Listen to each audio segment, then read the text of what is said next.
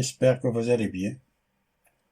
Dans cette vidéo, on va traiter de corriger les questions numéro 5, 6 et 7 du concours d'accès à la faculté de médecine et de pharmacie de Marrakech, année 2019-2020.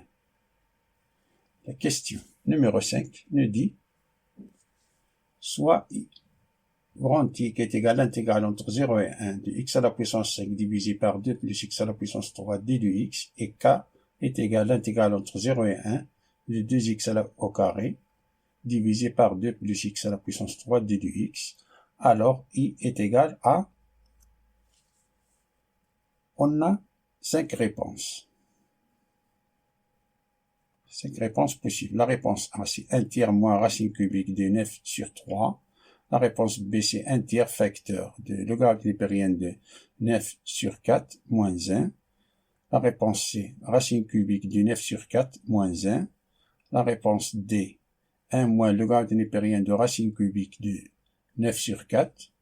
La réponse E, c'est 1 tiers facteur de 1 moins logarithme népérien de 9 sur 4. Parmi les 5 réponses proposées, une seule est vraie. On a I qui est égal à l'intégrale entre 0 et 1 de x à la puissance 5 sur 2 plus x à la puissance 3 d de x, et k est égal à l'intégrale entre 0 et 1 de 2x carré sur 2 plus x à la puissance 3 d de x. On remarque qu'on a, dans les deux intégrales, on a le même dénominateur, et le dénominateur coïncide. Alors, si on additionne les deux intégrales, voyons ce qui se passe. I plus k est égal à l'intégrale entre 0 et 1.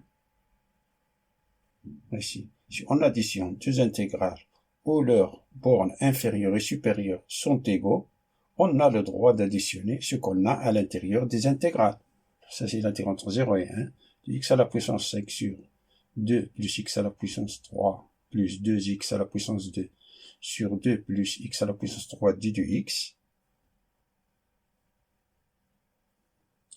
Comme on a le même dénominateur, il suffit d'additionner les numérateurs.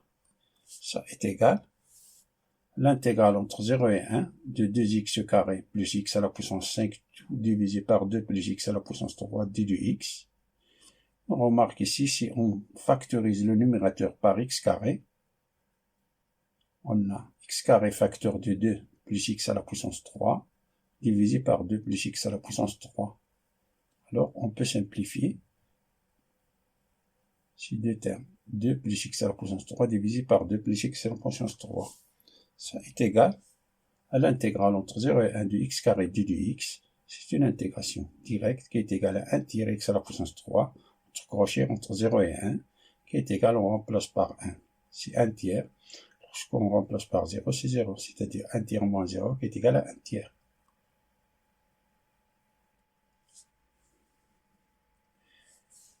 On remarque les deux intégrales que k, c'est une intégrale directe.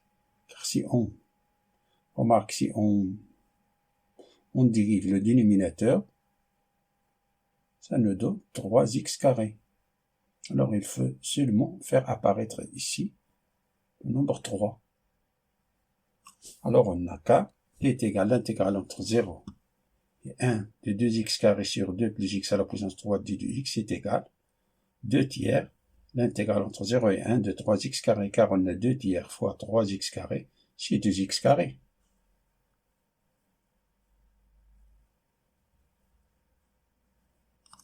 Ça est égal, ça c'est 2 tiers, ça c'est une intégration directe, car on a la dérivée de 2 plus x à la puissance 3, ça c'est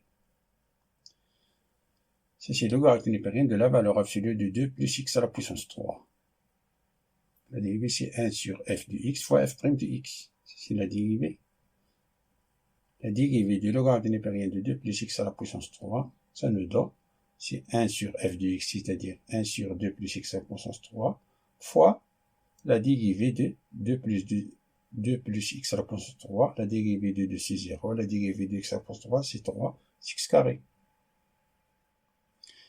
Entre crochet entre 0 et 1, qui est égal 2 tiers, facteur lorsqu'on remplace x par 1, c'est le logarithme népérien de 3, et lorsqu'on remplace x par 0, c'est le logarithme népérien de 2. Si 2 tiers facteur de logarithme népérien de 3 moins le logarithme népérien de 2, qui est égal à 2 tiers logarithme népérien. Si on applique la propriété de logarithme népérien, c'est le logarithme népérien de 3 demi. On fait passer ces deux-là à l'intérieur du logarithme népérien. Ça est égal à 1 tiers logarithme népérien de 3 demi tout au carré, qui est égal à 1 tiers logarithme népérien de 9 quarts. On fait apparaître ce 9 quarts. On a dans toutes les affirmations, on a 9 sur 4. Alors on a fait apparaître 9 sur 4. 1 tiers logarithme népérien de 9 sur 4. Par suite, on a i plus k, c'est 1 tiers. Et k, c'est 1 tiers logarithme népérien de 9 sur 4. On va calculer i. Alors on a i plus k moins k est égal à i. Par suite, on a i plus k moins k qui est égal à i. Ça est égal. I plus k, c'est 1 tiers. Et k, c'est 1 tiers logarithme népérien de 9 sur 4, c'est-à-dire moins 1 tiers de logarithme népérien de 9 sur 4. Factorise par 1 tiers, c'est 1 tiers facteur de 1 moins logarithme népérien de 9 sur 4. Ça c'est la bonne réponse. C'est-à-dire, la bonne réponse c'est E.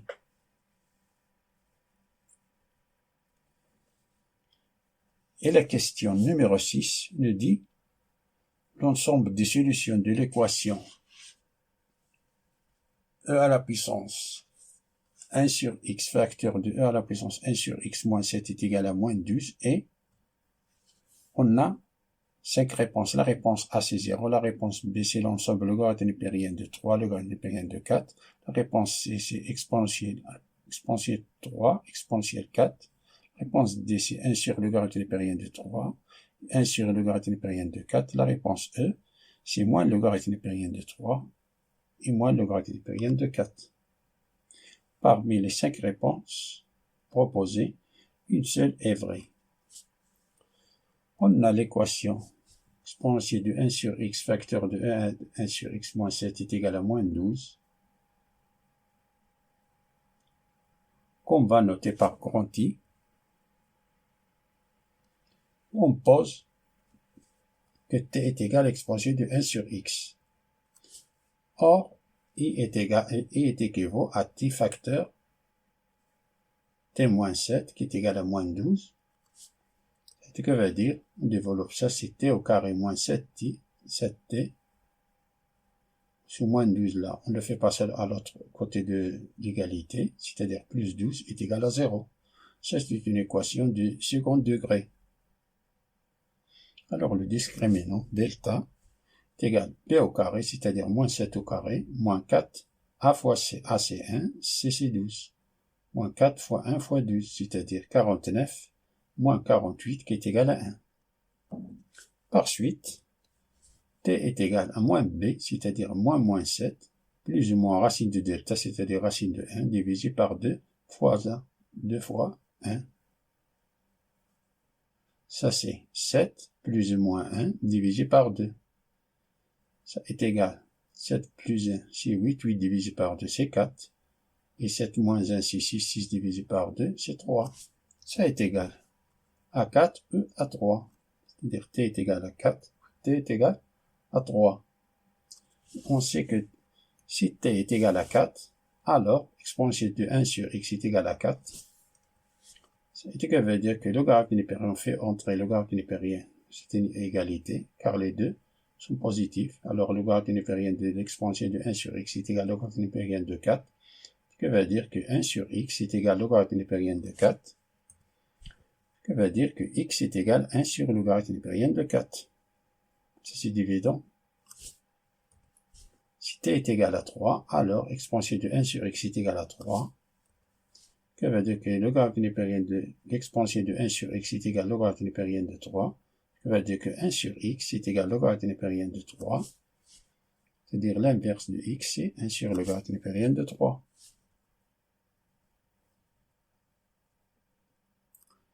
D'où l'ensemble des solutions CS qui est égal à 1 sur le logarithme népérien de 3 et 1 sur le logarithme népérien de 4.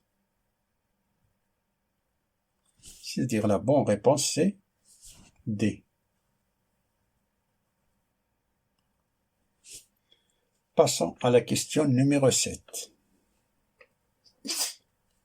Déterminer l'ensemble des points M de Z tels que le module de 1 plus IZ divisé par Z bar moins I est égal à 1, EZ est le nombre complexe. On a 5 affirmations. L'affirmation A, c'est une droite. L'affirmation B, c'est un segment. L'affirmation C, un point. L'affirmation D, un cercle. L'affirmation E, un demi-cercle. Parmi les 5 affirmations, une seule est juste. Les 5 affirmations proposées, une seule est juste. On a au module 1 plus IZ divisé par Z bar moins I est égal à 1. Pour que cette équation soit résolue, alors Z bar moins I doit être différent de 0. C'est-à-dire, alors, on a Z bar moins I est différent de 0, ce qui veut dire que Z bar est différent de I, ce qui veut dire que Z est différent de moins I. Alors, passons à la résolution de l'équation. Alors, on a le module de 1 plus IZ sur Z bar moins I est égal à 1, ce qui veut dire que 1 plus IZ, le module, divisé par le module de Z bar moins I est égal à 1. On a appliqué cette formule-là. Ce qui veut dire que 1 plus IZ, module 1 plus IZ est égal à module de Z bar moins I. On pose Z est égal à plus IB avec A appartient à R carré moins 0 moins 1. Ceci car Z est différent de moins I. Pour cela, AB doit être différent de 0 et moins 1.